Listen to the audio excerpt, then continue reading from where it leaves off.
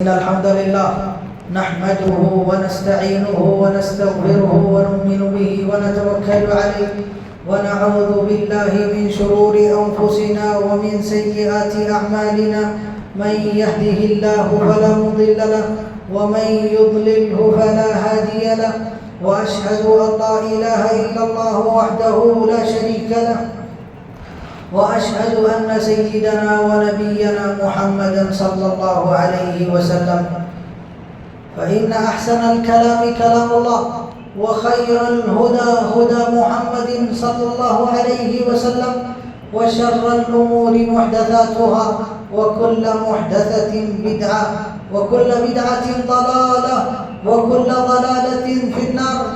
قال الله سبحانه وتعالى في كلامه المجيد: أعوذ بالله من الشيطان الرجيم، بسم الله الرحمن الرحيم. قاف والقرآن المجيد بل عجبوا أن جاءهم منذر منهم فقال الكافرون هذا شيء عجيب أإذا متنا وكنا ترابا ذلك رجع بعيد قد علمنا ما تنقص الأرض منهم وعندنا كتاب حفيظ بل كذبوا بالحق لما جاءهم فهم في أمر مريج أفلم ينظروا إلى السماء فوقهم كيف بنيناها وزيناها وما لها من فروج والأرض مددناها وألقينا فيها رواسي وأنبتنا فيها من كل زوج بهيج تبصرة وذكرى لكل عبد منيب ونزلنا من السماء ماء مباركا فأنبتنا به جنات وحب الحصيد والنخل باسقات لها طلع نضيد رزقا للعباد وأحيينا به بلدة ميتا كذلك الخروج كذبت قبلهم قوم نوح وأصحاب الرس وثمود وعاد وفرعون وإخوان لوط وأصحاب الأيكة وقوم تبع كل كذب الرسل فحق وعيد أفعينا بالخلق الأول بل هم في لبس من خلق جديد.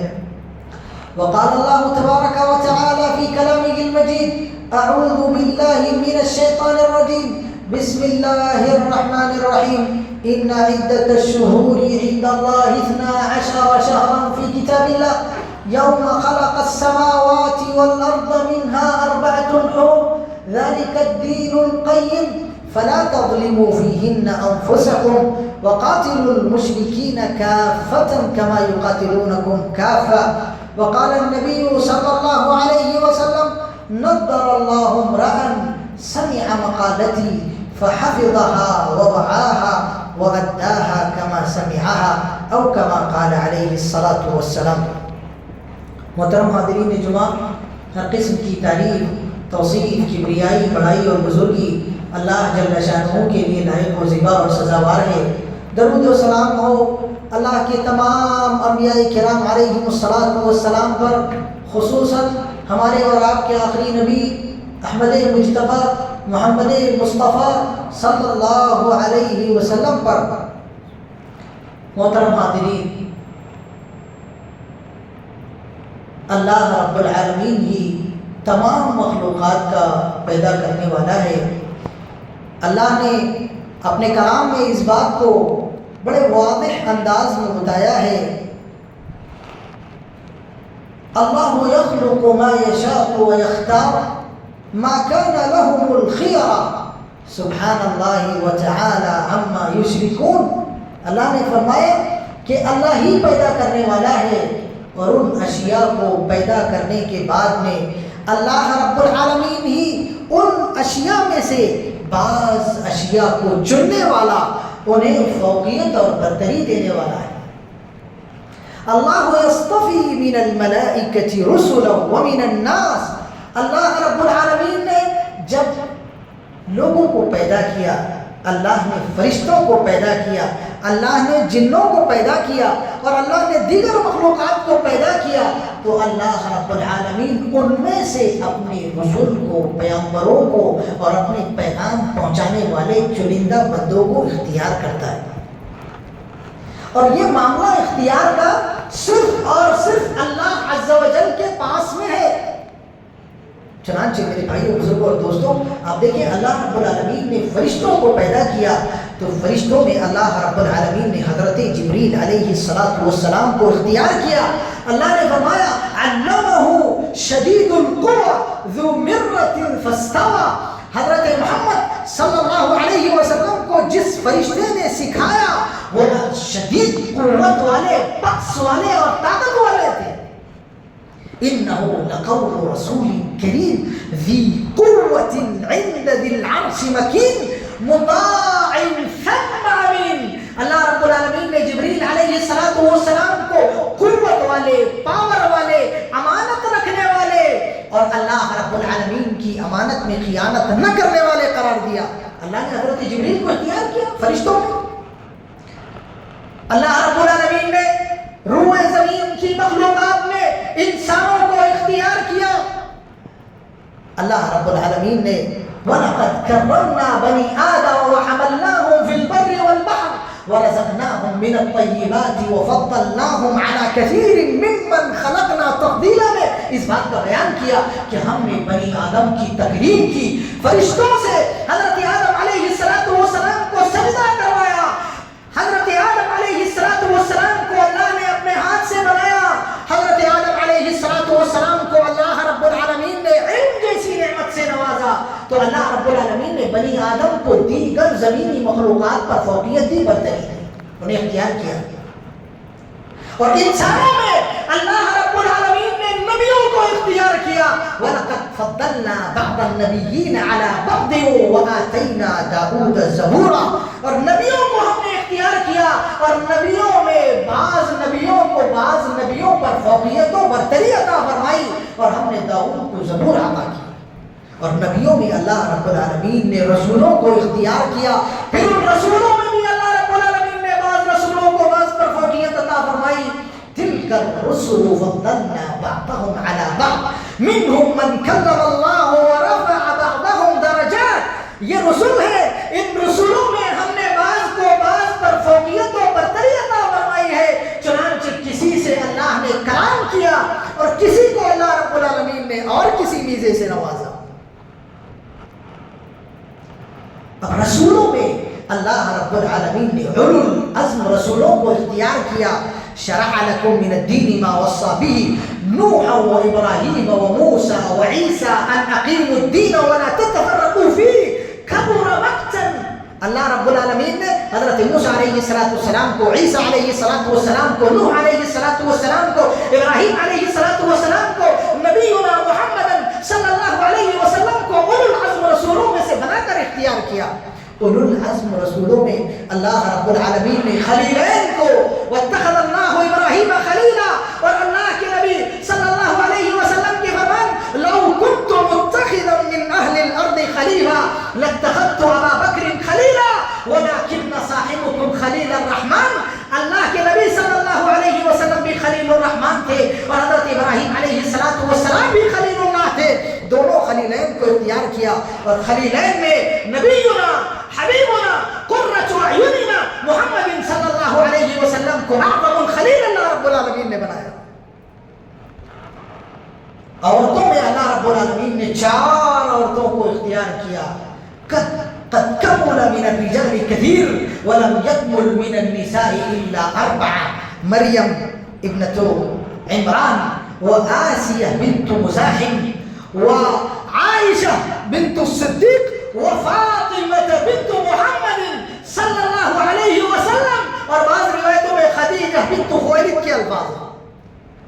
تو اللہ رب العالمین نے عورتوں میں بھی بعض عورتوں کو اختیار کیا. نوجوانوں میں حضرت حسن و حسین رضی اللہ عنہما کو اختیار کیا اور فرمایا الحسن والحسین انہما سیدا شباب اہل الجنہ. یہ نوجوانوں کے جنت میں سردار ہوں گے. عام لوگوں میں صحابہ کرام رضوان اللہ علیہ مجمعین کو اختیار کیا. صحابہ کرام رضوان اللہ علیہ مجمعین میں خلفائے اربعہ کو اختیار کیا.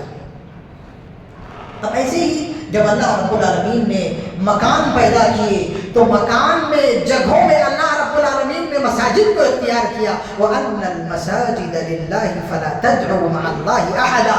اور مساجد میں اللہ رب العالمین نے 3 مساجد کو اختیار کیا. کعبۃ بیت اللہ الحرام کو، مسجد نبی صلی اللہ علیہ وسلم کو، اور تیسری بیت المقدس کو۔ یہ اللہ رب العالمین کا اختیار ہے۔ ایسے ہی جب اللہ رب العالمین نے زمان کو پیدا کیا تو اللہ رب العالمین نے زمان میں، ایام میں سید الایام جمعہ کے دن کو اختیار کیا۔ ایسے ہی میرے بھائیوں، جب سال میں ایام کے شمار کیے جانے یا اختیار کیے جانے کی بات آئی تو اللہ رب العالمین نے ایام میں ذی الحجہ کے 10 ایام کو اختیار کیا۔ راتوں میں اختیار کی بات آئی تو اللہ رب العالمین نے رمضان کے آخری عشرے کی 10 راتوں کو اختیار کیا۔ اور مہینوں میں جب اختیار کی بات آئی تو اللہ عز و جل نے 4 مہینے حرمت والے اختیار کیے، جو آیت کریمہ میں نے خطبہ مسمونہ کے بعد میں پڑھی۔ اللہ نے فرمایا ان عدۃ الشہور عند اللہ 12 شہرا فی کتاب اللہ یوم خلق السماوات والارض منها 4 حرم۔ 4 مہینے اللہ رب العالمین نے اختیار کیے۔ ان 4 مہینوں کی وضاحت جناب رسول اللہ صلی اللہ علیہ وسلم نے اپنے فرمان میں کی۔ فرمایا ان الزمان قد استدار على هيئته يوم خلق السماوات والارض السنة 12 شهرا منها 4 حرم 3 متواليات ذو القعدة وذو الحجة ومحرم ورجب مضر الذي بين جمادى وشعبان۔ اللہ کے نبی صلی اللہ علیہ وسلم نے ان 4 مہینوں کو بتایا کہ وہ ذو القعدہ ہے، ذو الحجہ ہے، محرم الحرام ہے اور رجب مضر کا مہینہ ہے۔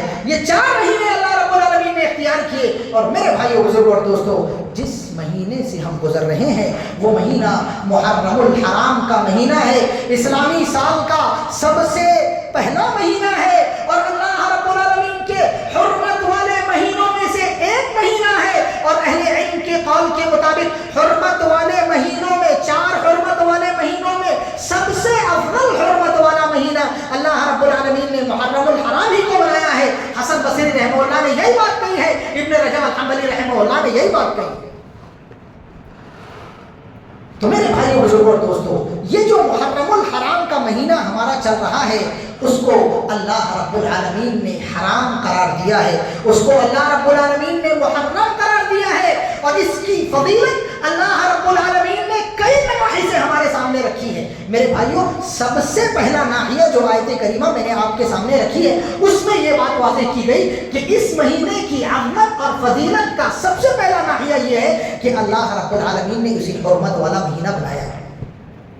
اب اس میں حرمت کا مفہوم اور معنی 2 طریقے سے پیدا ہوا۔ ایک حرمت کا معنی اور مفہوم اس وجہ سے پیدا ہوا کہ اس کے اندر اللہ رب العالمین نے قتال کو، جدال کو حرام کیا تھا۔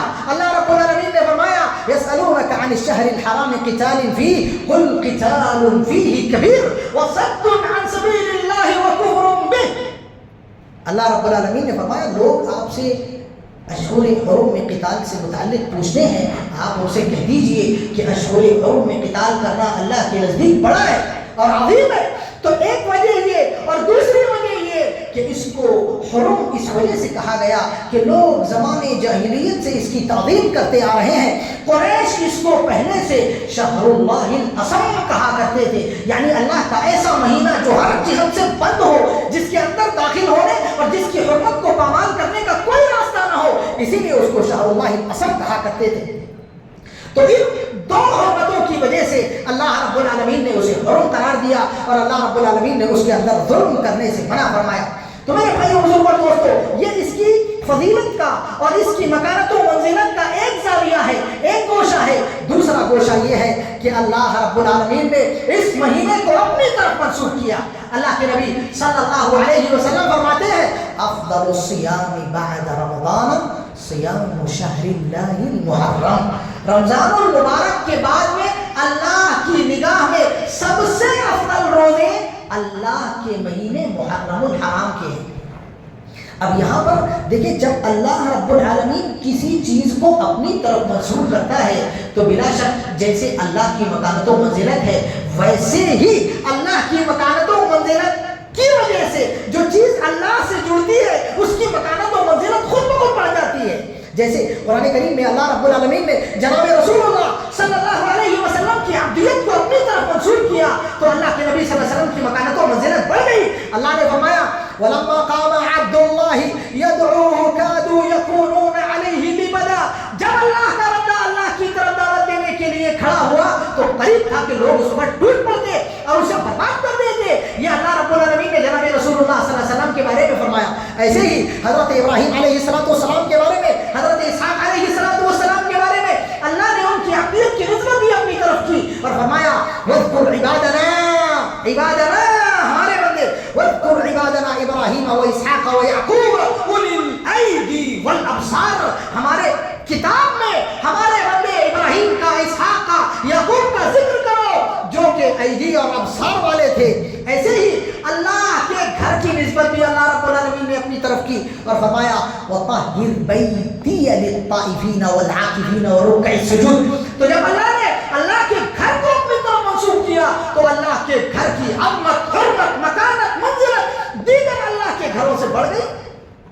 ایسے ہی حضرت صالح علیہ السلام کی جو اونٹنی تھی اس کو جب اللہ رب العالمین نے اپنی طرف منسوب کیا تو فرمایا هذه ناقة الله لكم آية فذروها تأكل في أرض الله ولا تمسوها بسوء فيأخذكم عذاب أليم. اللہ رب العالمین نے ناقۃ اللہ کہا، اللہ کی اونٹنی کہا. تو میرے بھائیو، جس چیز کو اللہ کی طرف منسوب کیا جاتا ہے اس چیز کی عظمت بڑھ جاتی ہے. جب اس مہینے کو اللہ رب العالمین نے شہر اللہ کہا، اللہ کا مہینہ کہا، تو بلا شک اس مہینے کی عظمت حرمت کتنی بڑھ جاتی ہے؟ بہت زیادہ بڑھ جاتی ہے. اسی لیے میرے بھائیو بزرگوں دوستوں، اس مہینے کی عظمت اور حرمت کی وجہ سے اللہ رب العالمین نے اس مہینے کے اندر ظلم سے ہم کو خصوصی طور پہ منع فرمایا. اللہ نے فرمایا فَلَا تَظْلِمُوا فِيهِنَّ أَنفُسَكُمْ. اے مسلمانوں، اس مہینے میں اور ان حرمت والے مہینے میں اپنی جانوں پہ ظلم نہ کرو. اب میرے بھائیوں، یہ ظلم نہ بہت ساری انواع و اقسام کا ہوتا ہے. ظلم کی سب سے پہلی قسم اللہ کے ساتھ میں ظلم ہے. کسی انسان کی اوقات نہیں ہے کہ وہ اللہ پر ظلم کرے، لیکن بندہ ظلم عظیم میں دراصل اپنے اوپر ظلم کرتا ہے اور کسی اللہ کے حق کو فی غیر محلہ ہی رکھتا ہے. اسی لیے اسے ظلم کہا گیا. ان الشرک لظلم عظیم. فرمایا حضرت یعقوب علیہ، حضرت لقمان علیہ السلام کی زبانی اللہ رب العالمین نے، انہوں نے کہا اپنے بیٹے سے یا بنی لا تشرک باللہ ان الشرک لظلم عظیم. فرمایا میرے بیٹے اللہ کے ساتھ میں شرک نہیں کرنا، شرک سب سے بڑا گناہ ہے. میرے بھائیوں، شرک دیگر ایام میں بھی منع ہے، دیگر ایام میں بھی وہ ظلم ہے، لیکن ان ایام فاضلہ میں اس ظلم کی خطورت، عظمت اور اس ظلم کی شناعت اور زیادہ بڑھ جاتی ہے. لہذا جو لوگ اس مہینے میں اللہ رب العالمین کی ذات میں شرک کر رہے ہیں انہیں آگاہ ہو جانا چاہیے. ایسے ہی ظلم کی ایک قسم ہے انسان کا اپنے اوپر ظلم کرنا. انسان اپنے اوپر کیسے ظلم کرتا ہے؟ انسان اپنے اوپر اللہ رب العالمین کے جو واجبات ہیں ان کو چھوڑ کے اپنے اوپر ظلم کرتا ہے، یا اللہ رب العالمین نے جو چیزیں منع کی ہیں ان چیزوں کا ارتکاب کر کے انسان اپنے اوپر ظلم کرتا ہے، گناہوں کا ارتکاب کر کے انسان اپنے اوپر ظلم کرتا ہے. جیسے ہم لوگ کہتے ہیں ربنا ظلمنا انفسنا وان لم تغفر لنا وترحمنا لنكونن من الخاسرین. اے ہمارے پروردگار، ہم نے اپنی جانوں پہ ظلم کیا. کیسے ظلم کیا؟ اللہ کی باتوں کو نہیں مان کے، اللہ کی مخالفات کا ارتکاب کر کے ہم اپنی جانوں پہ ظلم کرتے ہیں. تو میرے بھائیوں، ان مہینوں کے اندر ہمیں اپنی جانوں پر بھی ظلم کرنے سے اپنے آپ کو بچانا چاہیے. ظلم کی ایک اور قسم اللہ کے بندوں پر ظلم ہے. کسی کو اپنی زبان سے تکلیف پہنچانا، کسی کو اپنے ہاتھ سے تکلیف پہنچانا، کسی کو اپنے پیروں سے تکلیف پہنچانا، کسی کو اپنے رویے اور سلوک سے تکلیف پہنچانا. میرے بھائیوں، یہ بھی ظلم ہے اور یہ ظلم کی بڑی عظیم قسم ہے. اللہ رب العالمین ظلم کی اس عظیم قسم کو اللہ رب العالمین نے معاف کرنے سے انکار کیا ہے، جبکہ اللہ کا بندہ معاف کرے. اگر وہ معاف کرے تو ہی اللہ معاف کرے گا، ورنہ اللہ رب العالمین معاف نہیں کرے گا. اللہ فرماتا ہے یا عبادی انی حرمت الظلم علی نفسی فلا تظالموا. اے میرے بندو، میں نے اپنے اوپر ظلم کو حرام قرار دیا ہے، لہذا تم بھی آپس میں ایک دوسرے کے اوپر ظلم نہ کرو. وہ بندہ جو دنیا میں لوگوں پر ظلم کرتا ہوگا، اللہ کے نبی صلی اللہ علیہ وسلم نے اسے قیامت کا مفلس قرار دیا. وہ قیامت کے دن اللہ عز و جل کے پاس میں بڑی بڑی حسنات لے کر کے آئے گا. یأتی عند اللہ عز و جل بحسنات کامثال الجبال یأتی شتم هذا وسفك دم هذا وقذف هذا واكل مال هذا فيؤخذ من حسناته. ایسے بندے سے اللہ رب العالمین قیامت کے دن اس کی نیکیاں لے کر جن بندوں میں اس نے ظلم کیا ہوگا انہیں دے دے گا. لہذا چاہے وہ ہماری مائیں بہنیں ہو، اپنے گھروں کے اندر اپنے شوہروں پہ اپنی زبان کے ذریعے ظلم کر رہی ہو، یا اپنے بچوں پر ظلم کر رہی ہو، یا کوئی بھی انسان کسی انسان پر نفسیاتی طور پر ٹارچر کر رہا ہو. بعض لوگ نفسیاتی طور پہ مارتے ہیں، احساسات، شعور اور جذبات سے مارتے ہیں اور سائلنٹ ٹریٹمنٹ دیتے ہیں. سائلنٹ ٹریٹمنٹ، وہ ہم نے کچھ نہیں کیا لیکن حقیقت میں وہ جذباتی طور پہ کسی انسان کا قتل کر رہے ہوتے ہیں. اس سے بات چیت بند کر، اس سے تعلقات ختم کر کے، اس کی جڑیں کاٹ کے. میرے بھائیوں، ظلم اللہ رب العالمین معاف نہیں کرے گا. ان الظلم ظلمات یوم القیامہ، بلا شک انسانوں پر کیا جانے والا ظلم قیامت کے دن کا اندھیرا ہوگا، قبر کا اندھیرا ہوگا، برزخ کا اندھیرا ہوگا، اعمال کا اندھیرا ہوگا. اللہ رب العالمین کے دین سے، اللہ کے قرآن سے، اللہ کی شریعت سے دوری کا اندھیرا ہوگا. لہذا ظلم سے ان مہینوں میں خاص طور پہ اپنے آپ کو بچائیں. میرے بھائیوں، یہ جو حرمت والا مہینہ ہے، اس حرمت والے مہینے کا ایک تقاضا یہ بھی ہے کہ اس کے اندر کیے جانے والے کاموں کا اللہ کے یہاں مرتبہ بڑھ جاتا ہے. چنانچہ ہمیں جو کام اچھائی کے کرنے ہیں، یاد رکھنا چاہیے کہ ان کاموں کا اللہ کے یہاں بڑھ کر ثواب ملے گا ان مہینوں میں. اور اگر ہم برے کام کر رہے ہیں تو ان مہینوں میں اس کا بھگتان ڈبل ہوگا، دگنا ہوگا، زیادہ ہوگا. کیونکہ اللہ رب العالمین نے فَلَا تَظْلِمُوا فِيهِنَّ خاص طور پر کہا ہے، ان مہینوں کی وجہ سے منع کیا ہے اللہ رب العالمین نے. اور اہل علم کا اس بات پر اتفاق ہے کہ زمان فاضل میں، مکان فاضل میں اور اشخاص فضلاء پر اللہ رب العالمین کے اعمال عام نہیں رہ جاتے، خاص ہو جاتے ہیں. اب دیکھیں، اگر کوئی انسان، خاص انسان غلط کام کرتا ہے تو وہ اگر جیسے ایک عالم بندہ ہے، یا ایک نبی بندہ ہے، یا ایک رسول بندہ ہے، یا ایک صحابی بندہ ہے، یا ایک فقیہ بندہ ہے، یا ایک سمجھدار دیندار تقوی شعار بندہ ہے، تو وہ ایک اگر غلط کام کرے گا تو وہ چونکہ جان بوجھ کے کر رہا ہے، اس کے لیے وہ اس کے حق میں بڑا شمار ہوگا. اللہ رب العالمین نے صحابیات کے بارے میں فرمایا، یا نساء النبی من یأتی منکن بفاحشۃ مبینۃ یضاعف لها العذاب ضعفین. اے اللہ کے نبی صلی اللہ علیہ وسلم کی بیویوں، اگر تم میں سے کسی نے فاحشہ کا ارتکاب کیا تو تم کو دگنا گناہ دگنا عذاب دیا جائے گا. لہذا اشخاص فاضلین، ان کے شخص فاضل ہونے کی وجہ سے عمل دگنا ہو جاتا ہے. اگر اچھا ہو تو دگنا، برا ہو تو دگنا. ایسے ہی زمان فاضل ہے تو زمان فاضل میں زمان فاضل ہونے کی وجہ سے بھی عمل دگنا ہو جاتا ہے. اللہ نے فرمایا اِنَّا أَنزَلْنَاهُ فِي لَيْلَةِ الْقَدْرِ وَمَا أَدْرَاكَ مَا لَيْلَةُ الْقَدْرِ لَيْلَةُ الْقَدْرِ خَيْرٌ مِّنْ أَلْفِ شَهْرٍ. رات ایک ہی ہے لیکن اللہ رب العالمین نے زمان فاضل ہونے کی وجہ سے اس میں قرآن نازل کیا گیا. وہ رمضان المبارک کی رات ہے، وہ آخری عشرے کی رات ہے، اور وہ تقدیر کے فیصلہ کیے جانے کی رات ہے. اس لیے اللہ رب العالمین نے اس ایک رات کو 1000 راتوں کے برابر بنا دیا. لہٰذا اس کے اندر کیے جانے والا گناہ بڑا ہوگا اور نیکی بڑی ہوگی. ایسے ہی زمانے کا، ایسی مکان فاضل، بولے تو مکہ المکرمہ ہو گیا یا مدینہ الرسول ہو گیا، وہاں پر اگر جا کر کوئی بندہ غلط کام کرے گا، حرم کے باہر عمرہ کر کے نکلے، حج کر کے نکلے، مار رہے سگریٹ کھڑے ہو گئے، ہاں، تو وہاں پہ جا کے اگر کوئی بندہ غلط کام کرے گا تو اللہ کی یہاں وہی چیز ڈبل ہوگی.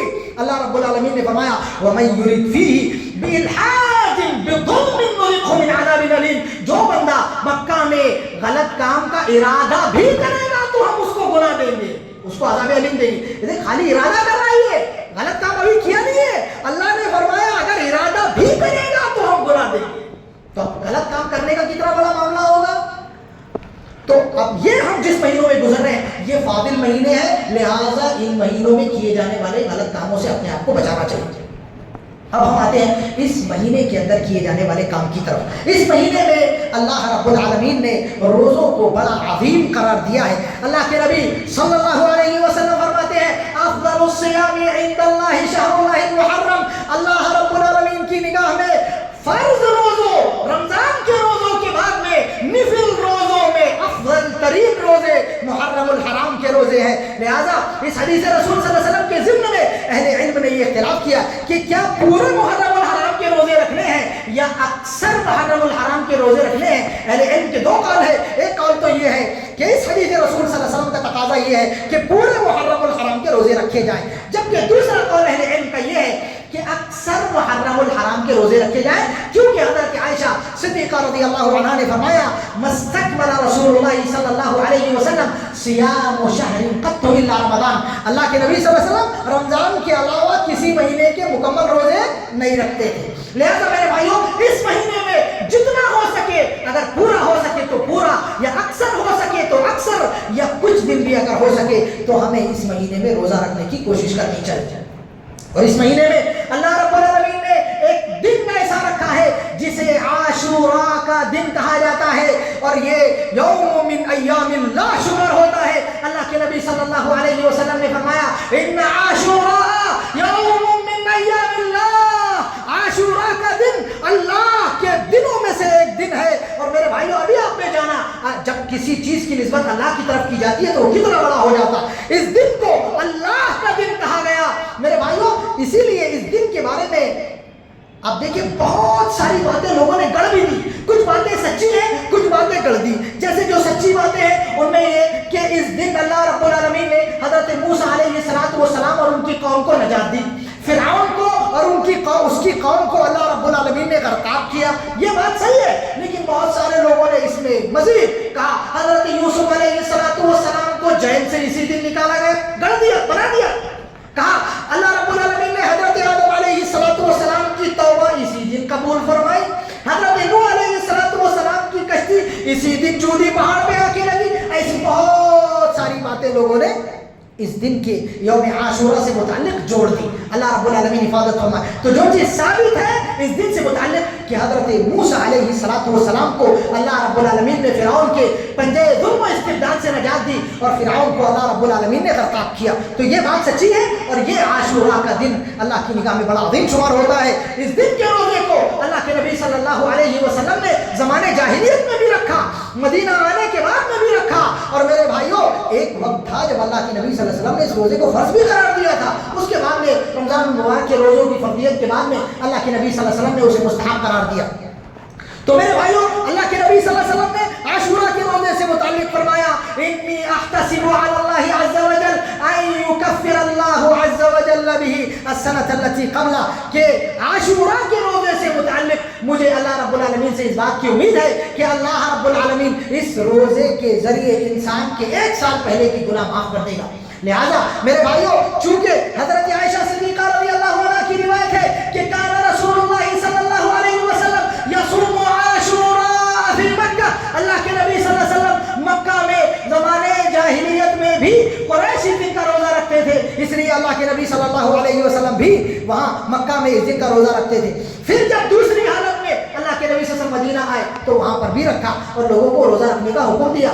اس ٹائم اللہ کے نبی صلی اللہ علیہ وسلم نے اہل کتاب کو روزہ رکھتے ہوئے دیکھا. تو جس معاملے میں حکم نہیں نازل ہوتا تھا اس معاملے میں اللہ کے نبی صلی اللہ علیہ وسلم اہل کتاب کی اتباع کو پسند فرماتے تھے.